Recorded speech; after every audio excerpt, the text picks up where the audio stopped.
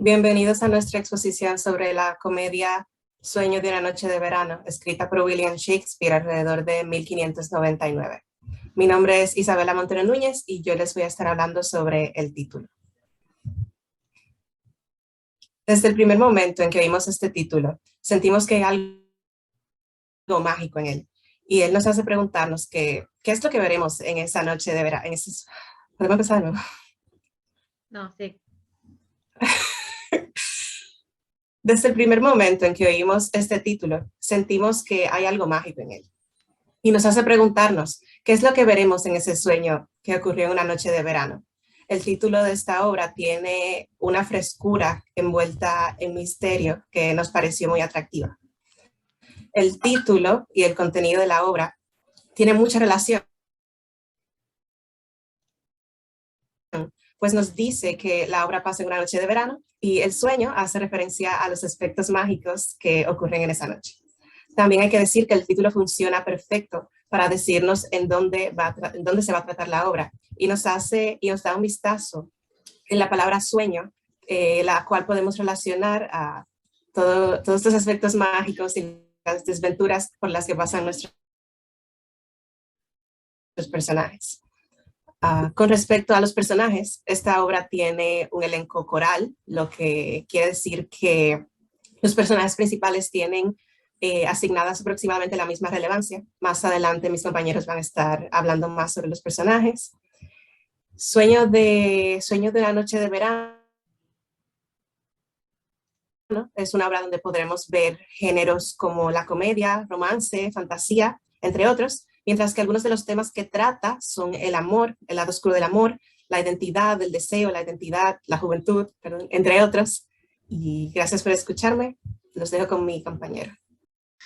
Ok, yo les voy a estar hablando sobre el texto primario y secundario.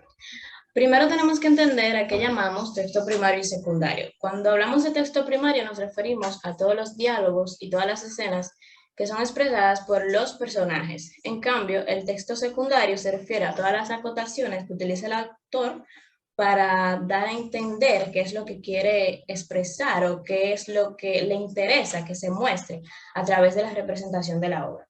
Hay algunas preguntas que son básicas y vitales para el análisis correcto de una obra y en cuanto al texto tenemos que conocer, ¿hay monólogos o hay diálogos? En el caso de esta obra tenemos ambos. Tenemos monólogos desde aperturas con personajes que van adentrándonos al contexto de la obra y también en todo lo largo de la obra tenemos diálogos que nos hacen entender que existen ambos. Está escrito en prosa o en verso. Realmente se manejan ambos. Para los que no conocen a qué se refiere la prosa o a qué se refiere el verso, la prosa es algo mucho más rígido, o sea, es un lenguaje mucho más estructurado que se utiliza muchísimo en representaciones, por ejemplo, como poesía. Y algunas escenas de la obra son incluso un tanto poéticas, con frases que nos hacen pensar que realmente está escrito en prosa, en verso, perdón. Pero la prosa, en cambio, es un lenguaje mucho más fluido y natural, como el que utilizamos en nuestro día a día, y se demuestra mucho en diálogos con los personajes, ambos textos. ¿El lenguaje es arcaico o moderno? Bueno, para responder esta pregunta tenemos que analizar todas las adaptaciones que se han hecho de la obra. Si nos vamos a la obra original, podemos decir que maneja un lenguaje arcaico porque fue una obra escrita en el 1538 más o menos, perdón, 1595, pero si nos vamos a las adaptaciones, podemos ver que hay un poco de realidad actual en ellas y un tanto de palabras que fueron cambiadas para ser entendidas mucho mejor. Si analizamos el texto secundario, tenemos que hacernos las siguientes preguntas. ¿Es descriptivo o deja mucho a la imaginación? Realmente el texto deja mucho a la imaginación, tanto del director como los personajes, para que puedan fluir de manera abierta, porque no es tan estricto en el momento de especificar qué es lo que se quiere. Sí da algunas pautas que muestran las acciones, por ejemplo, del personaje en acotaciones pequeñas, pero no es una cosa que tú digas, wow, ok, no está explicando todo. En el caso del vestuario y las emociones, hay un punto que me gustaría resaltar, que es que aunque no es tan preciso al modo de analizar o expresar qué es lo que quiere, al dejar eso a interpretación del director o los personajes, se puede fluir mucho mejor y se puede armar un sinnúmero de ideas que van a ser refrescantes al momento de la puesta en escena. Las emociones, aunque no sean detalladas, se pueden percibir en los diálogos del personaje. Se percibe la ira, se percibe la desilusión, se percibe la decepción y también se percibe la manipulación. Y todo eso lo entendemos a través del texto. Y cuando el personaje o el actor, que es que interpreta al personaje, entra tanto en el personaje que el público puede entender qué es lo que quiere expresar. Y creo que ese es el punto clave de la obra. En el caso de la escenografía, se puede adaptar, como les dije, a distintos tiempos. Al no ser algo tan preciso, el director puede jugar con su imaginación y puede tomar el contexto de la obra y adaptarla a un plano totalmente actual, porque realmente tiene detalles muy interesantes que se pueden jugar mucho con ellos. Gracias. Okay. Mi nombre es Tiara Fermín y yo le voy a hablar un poco sobre el desarrollo en sí de la obra. Para entender un poco mejor los puntos del cual yo voy a redactar, voy a decir un poco la definición de qué es el desarrollo en una historia. El desarrollo en sí es donde se escribe sobre lo que está pasando en la narración o en la historia. Dentro de esta parte se presenta el nudo, que es donde se presenta el problema o la situación más crítica de su historia, lo cual esto es por donde se encuentra el conflicto que hay con el personaje principal.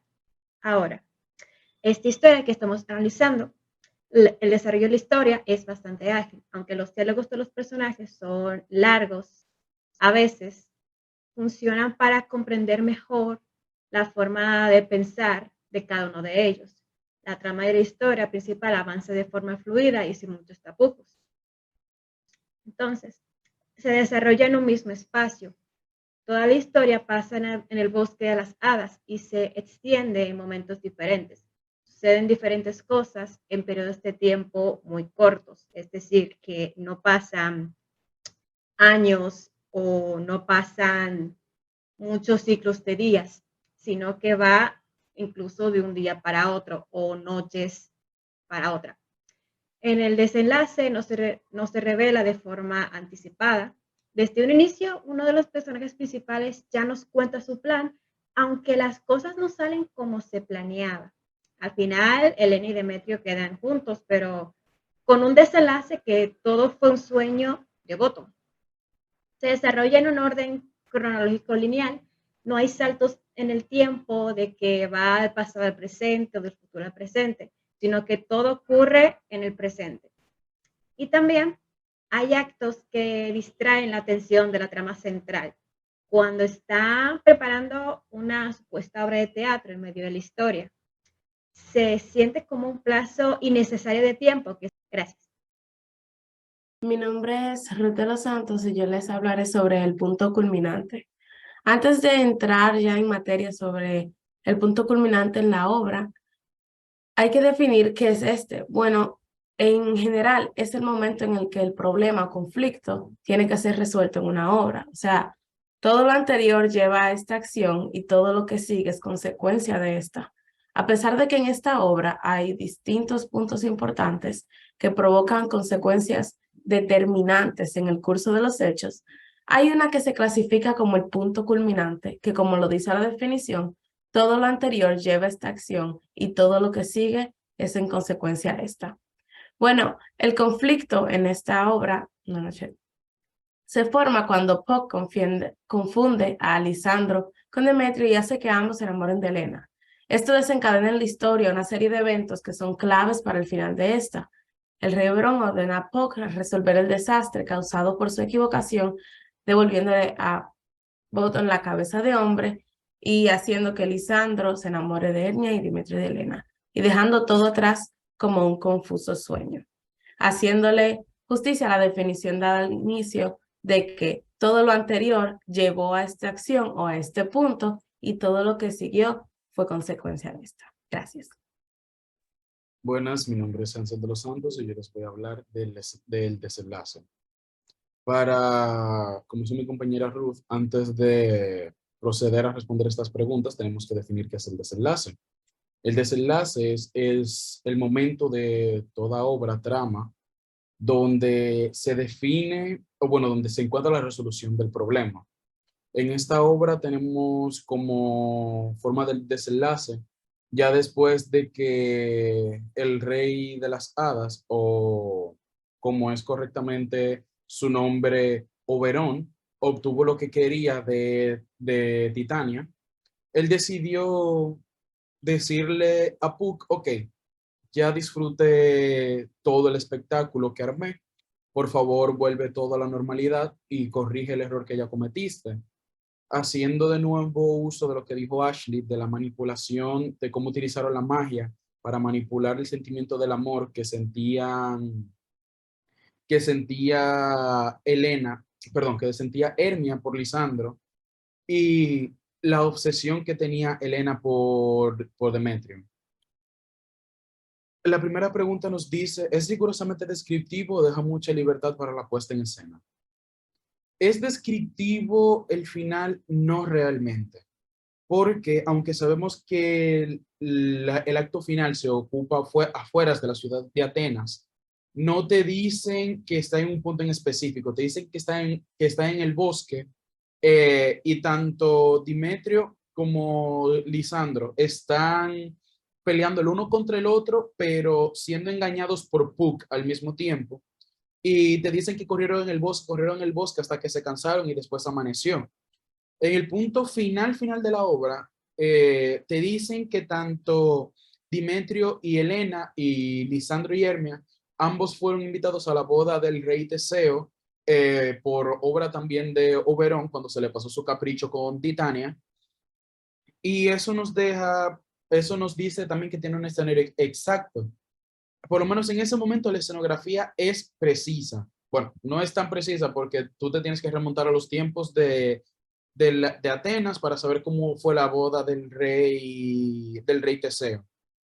Los vestuarios, el único vestuario que realmente se indica son los vestuarios de la reina de las hadas, o mejor dicho, Titania, que se menciona muy al inicio de la obra como ella se quita sus pieles de culebras, que era lo que ella tenía por vestido.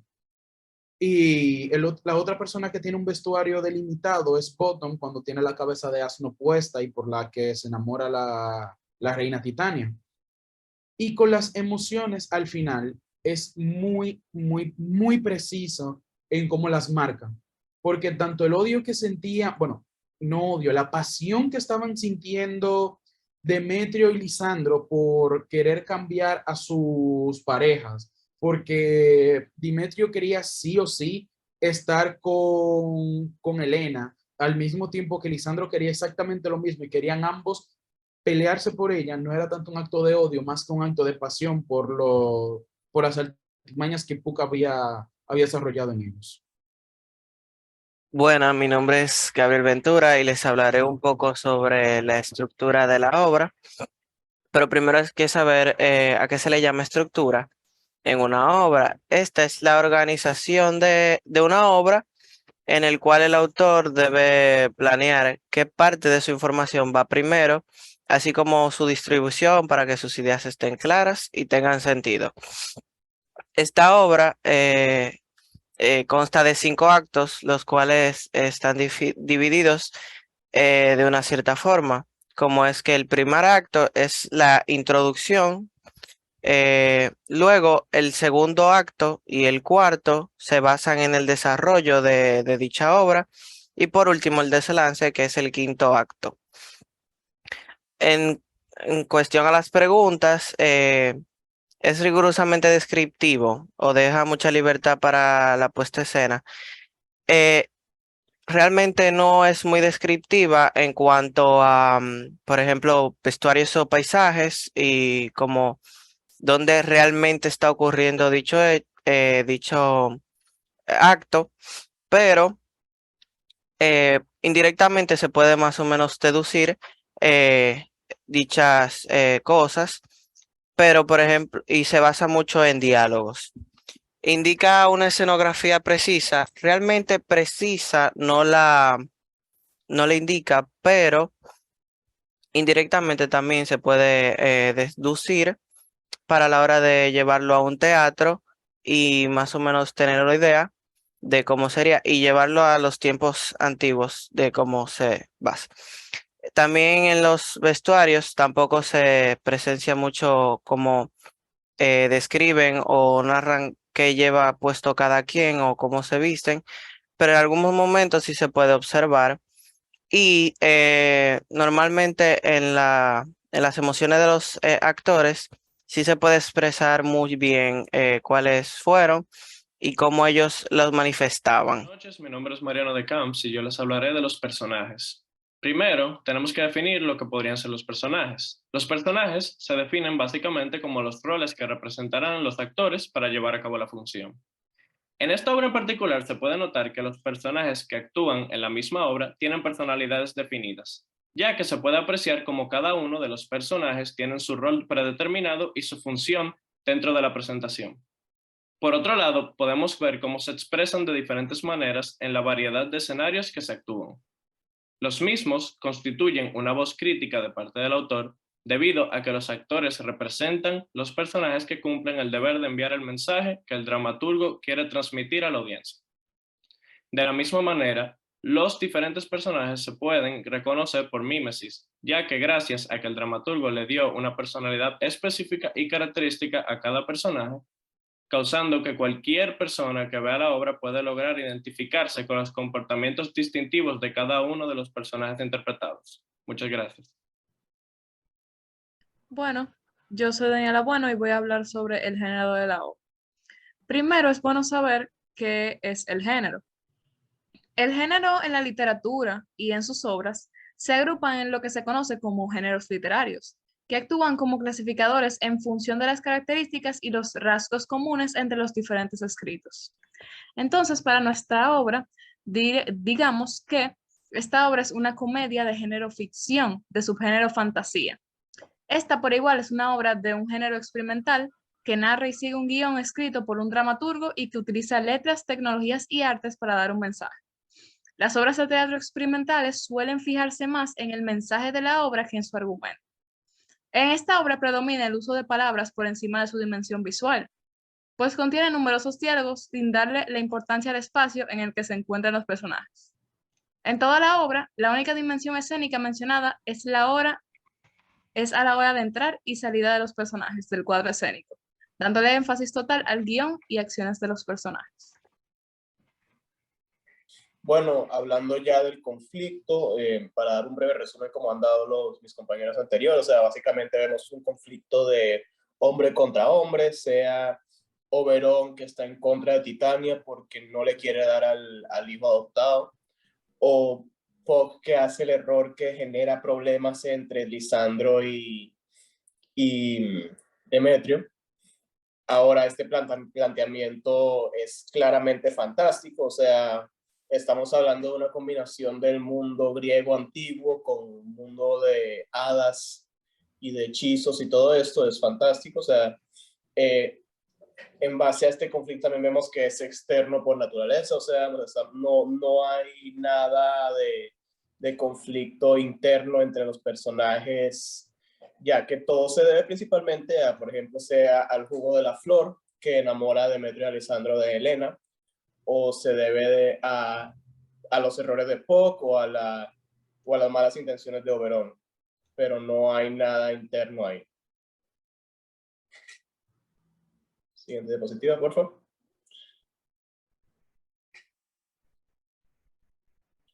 Ahora hablando ya un poquito más sobre el autor en sí y cómo sus ideas se expresan en el conflicto, realmente no se sabe mucho sobre la ideología de Shakespeare, ya que estamos hablando del siglo XVI, no sabía mucho sobre él fuera de sus obras. Lo que sí se puede es intentar deducir algunas ideas que él comparte en base a sus obras. Por ejemplo, ahí en la foto vemos a Macbeth. Esta es una obra que es tanto esta como otras de él, como tipo Hamlet, expresan ciertos ideales políticos. Por ejemplo, tal vez se podría decir políticos, por ejemplo, el abuso de poder y como el poder puede trastornar a la gente. Ya en la obra de Una noche de sueño de verano, vemos un posible, no sé si es comentario social o se podría considerar ironía, en el conflicto entre Oberon, Titania y Bottom, porque es irónico que la reina de las hadas, de toda la gente que se pudo haber enamorado, se terminó enamorando de uno de los trabajadores, uno de los plebeyos de la época. Y eso puede ser tal vez algo de sátira o de ironía de parte de Shakespeare. Siguiente diapositiva, por favor. Es otro aspecto importante de la obra es el uso de la metaliteratura. Esto se ve no solo en hay ciertos momentos donde los mismos personajes como Puck hablan a la audiencia, le hablan directamente a la audiencia para explicarles lo que está ocurriendo, sino que en la misma obra de Bottom y sus compañeros vemos cierta metaliteratura, o sea, vemos una historia de amor dentro de una historia de amor. O sea, la obra que ellos están montando es un romance que van a presentar para los demás, que están todos dentro de una historia de romance. En tanto a conceptos morales, nuevamente todo esto solo se puede intentar deducir, no hay nada concreto, pero se puede ver algo de moralidad en base a la exploración de Shakespeare en torno al amor, ya que vemos como al final del día Shakespeare parece favorar un amor más racional, un amor un poco más lógico, a diferencia del amor frenético que genera la flor, y se enfoca más en, por ejemplo, como Lisandro realmente, lógicamente tiene sentido que esté con Hermia, ya que llevan tiempo compartiendo y todo esto. También se ve en tanto a como el autor expresa las ideas de su sociedad, de la sociedad en la que él vivía. Hay una posible expresión de los roles de género de la época. Ahora, que esto sea intencional o no, realmente no se sabe, pero se puede notar los roles de la época de género a través de la misma personalidad de los personajes. Vemos como Hermia y Helena son bastante sumisas, o sea, son bastante tranquilas y están más a merced de sus parejas, mientras que Demetrio y Lisandro son más agresivos, son más dominantes y hasta pelean entre ellos casi pelean entre ellos para poder conseguir el amor de Helena. Y sí, muchísimas gracias. Y nada, hasta aquí nuestra exposición. Agradecemos la audiencia. Bye.